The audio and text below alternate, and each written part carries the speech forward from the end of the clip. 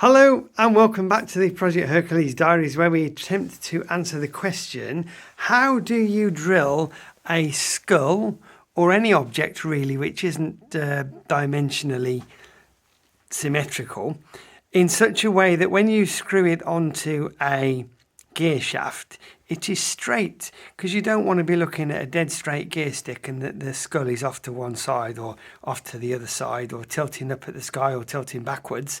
But it's quite a difficult object to hold. It's quite a difficult object to drill. So what we've elected to do is to put it in a 3-jaw chuck, because a 3-jaw chuck without a faceplate on the ground, I think that's about right.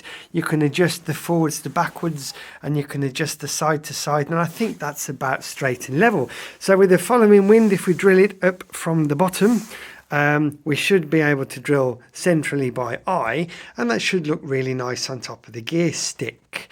But in order to do that, we need to turn it upside down, and of course that would be putting it on its head. So we get these spaces here, we put one there, and we put one here, and we put one here, and it looks like a really weird science fiction animation film, almost like the radiation symbol.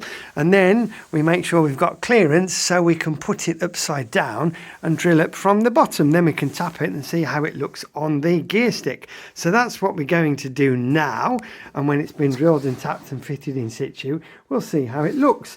As a plan B, I also have the 11 ball that we purchased a while ago. You may remember that. So I'm probably going to mill the 11 off in the lathe next in the mill next door and drill and tap this as well. So as a plan B, I can put the 11 ball on top of the gear stick instead of the skull, and we can see which we like the best. Why is it number 11? Well, there are 2 gears, so that's 2. You know, it's a 2-speed box, 1 and 2. It is the 11th engine that Bob has designed, which is quite handy. And it is the number 11 cylinder from the Bristol Hercules engine, which is also quite fortuitous. So there's a fair bit of resonance with the number 11 or the number 2. And, you know, an 8 ball, well, it's a bit blasé, isn't it? So those people that are anti-skull, I hear you. I get it, not to everybody's taste. I'm probably going to go with the skull, but I'm going to drill them both, fit them on and see how it looks. So stay tuned and I'll update in one moment when that's been done. Here we are in the upside down. Oh, it's a bit like watching Stranger Things, isn't it? So we're in the upside down. We're on the drill press. We're on the vintage thing from Bob's shed, because I've got some things on my drill press next door.